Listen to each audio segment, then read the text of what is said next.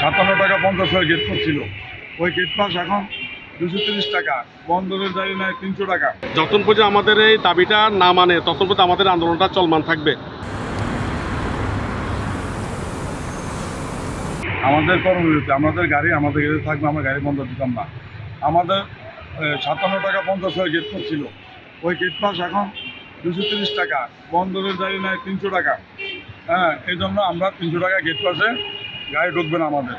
আর যদি বন্দর gate pass দাম বাড়াইতো, আমাদেরকে নিয়ে একটু বসা উচিত ছিল।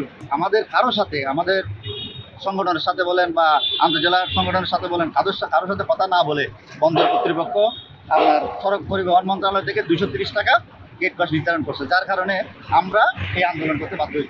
আমাদের সাথে কারোর সাথে কোনো রকমের দ্বিধাদ্বন্দ্ব নেই, প্রশাসনের সাথে বলেন, বন্দরের সাথে বলেন, কারোর সাথে কোনো দ্বিধাদ্বন্দ্ব নেই।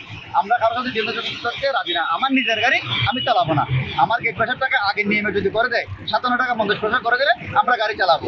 আমাদের সাথে কারোর সাথে কোনো দ্বিধাদ্বন্দ্ব নেই। আমরা রোডে ব্যারিকেড করবো না, বন্দর ব্যারিকেড করবো না, প্রশাসনের সাথে কোনো সম্পৃক্ত নেই। আমার নিজের গাড়ি আমি চালাবো না। 57 টাকা 50 পয়সা যদি আগের মতো গেট পাস হয় গাড়ি চালাবো, তাহলে চালাবো না। 230 টাকা গেট পাসে আমরা গাড়ি চালাবো না। এটা যদি মেনে যায় বন্দর কর্তৃপক্ষ, তাহলে আমরা আন্দোলনটা বন্ধ করে দেব। আমরা আগের মতনই বন্দরে গাড়ি ঢুকাবো, বের করার চেষ্টা করব।